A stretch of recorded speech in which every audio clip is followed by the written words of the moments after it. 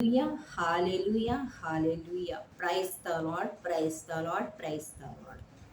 ప్రియ సహోదరి సహోదరుడా, ఈ ఉదయకాల సమయమున ఈ లెంట్ డేస్ కాలంలో మనం చూస్తున్నటువంటి విషయము, పనికి రాని వాటిని పనికొచ్చే పాత్రగా చేస్తాడు. పనికి రాని పాత్రను పనికి వచ్చే పాత్రగా వినియోగించుకునే క్రీస్తు ప్రభు, యేసు ప్రభు. ఏంటిది ఆ పనికి రానివి అంటే, ఎండిపోయిన చెట్లు ఉంటాయి కదా, అదే చిగురించే కాలమే ఈ తపస్సు కాలం. వసంతకాలం తపస్సు కాలం మనం అంటాము. ఎండిపోయినటువంటి చెట్లు మొద్దుల నుంచి చిగుర్చటమే ఈ యొక్క తపస్సు కాలము.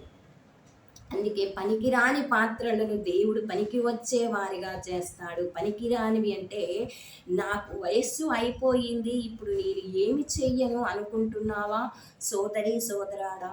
దేవుడు పనికి వచ్చే పాత్రగా చేస్తాడు. అబ్రహాము 100 సంవత్సరాల వయసులో, సారాకి 99 సంవత్సరాల వయసులో ఇక పిల్లలు పుట్టరు, నా గర్భం ఎండిపోయింది అని ముద్దసిలితనం, ఇక నేను కాటికి కాళ్ళు చాపుకునే వయస్సు నాకు అని అని తలంచుచున్న సమయంలో దేవదూతలు ప్రత్యక్షమయ్యి, నీకు మరి వచ్చే సంవత్సరానికి పిల్లలు కలుగుతారని చెప్పినప్పుడు, ఒక కొడుకు కుమారుడు జన్మిస్తాడని చెప్పినప్పుడు సారా నవ్వుకుంది. అబ్రహాము, నేను ముసలివాడిని, నా చర్మం చూసామా అయ్యా, ముడతలు పడిపోయింది, ఎలాడుతుంది నా చర్మము, నేను ఈ వయసులో పిల్లని కనటానా అని మనసులో అనుకుంటున్నప్పుడు దేవుడు గ్రహించి, అబ్రహాము, నీవు నన్ను విశ్వసించుము, నీవు వచ్చే సంవత్సరానికి కుమారుణ్ణి కంటావు అని చెప్పినప్పుడు అబ్రహాము విశ్వసించాడు. ప్రియా సహోదరి సహోదరుడా, ఆ పనికిరాని సారాని పనికిరానటువంటి అబ్రహాముని వారి దేహాలను దేవుడు క్షయమైన వాటిని అక్షయముగా లేపి వారికి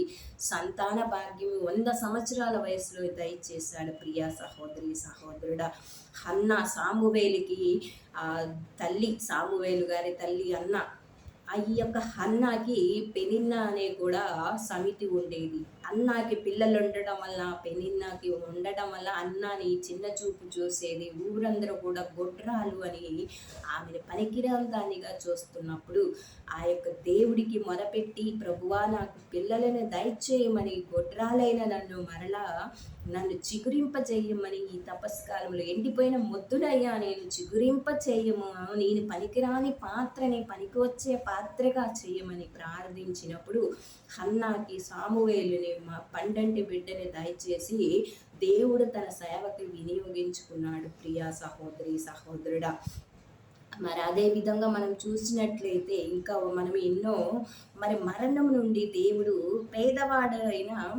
పేదవాడులో లాజరు దేవుడు తన పనికి వచ్చే పాత్రగా చేశాడు. మరణించినటువంటి లాజరును పునర్జీవమిచ్చి లేపి దేవునికి మహిమ పాత్రగా వినియోగించుకున్నాడు. లాజరు చనిపోయి 4 రోజులైనది. 4 రోజులైన శవాన్ని యేసుక్రీస్తు మరలా లేపి తను దేవునికి యొక్క మహిమార్థము వినియోగించుకున్నాడు. ప్రియా సహోదరి సహోదరుడా, మరి అదే విధంగా మనం చూసినట్లయితే మగ్దల మరియమ్మ, అందరూ వ్యభిచారి అని రాళ్లతో కొట్టి ఆమెను, మరి ఇంకా పనికిరాని పాత్ర అనేసి ఆమెని అందరూ నిందించారు, అవమానించినప్పుడు దేవుడు పనికొచ్చే పాత్రగా వినియోగించుకున్నాడు.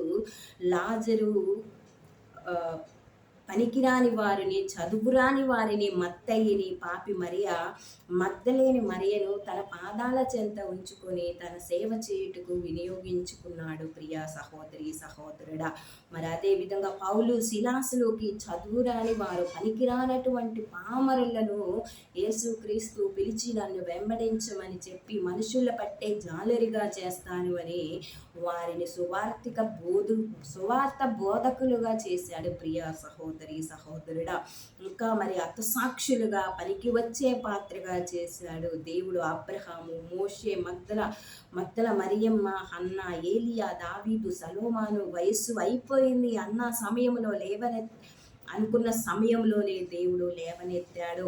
మోషే 40 సంవత్సరాలకు దేవుడు మొట్టమొదటిసారిగా పిలిచాడు. ప్రియా సహోదరి సహోదరుడా, అప్పుడు మోషే అంటున్నాడు, అయ్యా నేను నత్తివాడిని, వయసు 40 సంవత్సరాలు, ఈ వయసులో నేను ఏం చేయగలుగుతాను, నాకు సరిగ్గా మాట్లాడడం కూడా రాదు ప్రభువా, నేను నత్తివాడినయ్యా, అన్నప్పుడు, లేదు నేనే నిన్ను ఎన్నుకున్నాను, నీవే ఈ కార్యం చేయగలిగేవాడివి కాబట్టి నీకు తోడుగా అహరోనుని ఇస్తాను అని చెప్పేసి ఆ యొక్క అహరోనుని మోషేని ఇచ్చి అన్న తమ్ముళ్ళని ఇద్దరిని ఇచ్చి పంపించినటువంటి దేవుడు. ప్రియ సహోదరి సహోదరుడు, పనికిరాని పాత్రలనన్నిటిని కూడా పనికి వచ్చే పాత్రగా చేస్తాడు.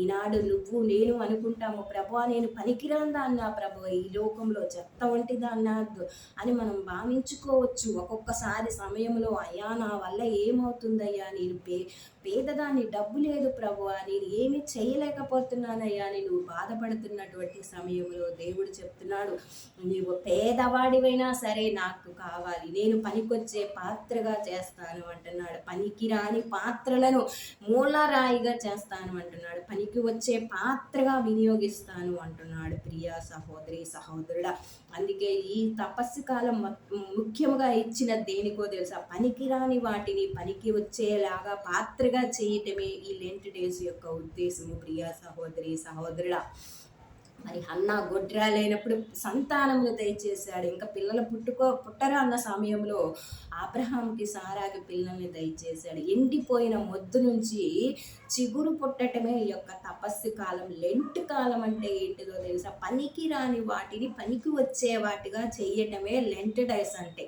ప్రియ సహోదరి సహోదరుడా, పనికి రాని పాత్రలన్నిటిని కూడా మనం ఏం చేస్తామంటే, ఒక్క రోజున మనం చింతపండు అవన్నీ వేసి పీతాంబరం వేసి తోముతాము. అలా కాదు, తోమటం అంటే ఆ తోమటం కాదు. యొక్క తపస్సు కాలంలో నీ పాపాలను పశ్చాత్తాపడి కన్నీరు కార్చి ప్రభువా నేను పాపినయ్యా అని నువ్వు ప్రార్థించి, అయ్యా నేను పనికిరాని దాన్ని ప్రభువా, నేను నీకేం చేయలేను ప్రభువా అని నువ్వు తలంచుతున్న సమయంలో ఈ చిగురిచ్చే దయచేస్తాడు అని క్రీస్తు ప్రభు నీకు తెలియజేస్తున్నాడు. ప్రియ సహోదరి సహోదరుడా, పనికి వచ్చే పాత్రగా వినియోగిస్తానని దేవుడు నీకు వాగ్దానం చేస్తున్నాడు. ప్రియా సహోదరి సహోదరుడా, ఈ ఉదయకాల సమయమున అందుకే మనము 40 డేస్ లెంట్ డేస్ అంటే ఎండిపోయిన వాటిని చిగురింపజేస్తాడు. వసంతకాలము చిగురించే కాలము అని చెప్పి మనం ఫలములు ఫలించే కాలము అని కూడా తెలియజేస్తున్నాడు. ప్రియా సహోదరి సహోదరుడా, కేవలం అందరము పనికిరాని పాత్ర అంటే చాలా మంది ఏమనుకుంటారు తెలుసా? నాకు 2 బిడ్డలు పుట్టారు ప్రభువా, నేను ఇంక పనికిరానా అంటారు. నీకు 2 బిడ్డలు కాదు, 10 మంది బిడ్డలు ఉన్నా కానీ నీవు గొప్పదానివి. దేవుడి దృష్టిలో నీవే అమూల్యమైన దానివి. నీ బిడ్డలు కాదు అమూల్యమైన వాళ్ళు, నీవే అమూల్యమైన దానివి. కాబట్టి ప్రభువా ఇదిగో నేను ఈ వయసే కాదు, 40 సంవత్సరాలే కాదు, 80 కాదు, 100 సంవత్సరాలు, 200 సంవత్సరాలైనా ప్రభువా నేను నీకు అమూల్యమైన బిడ్డను, పనికి వచ్చే పాత్రను ప్రభువా నన్ను వినియోగించుకో, నన్ను ఉపయోగించు అని చెప్పేసి నీ మహిమార్థమై నీ జీవితమును అర్పించమని నా జీవితంలో అర్పించుకుందాం. ఆమేన్.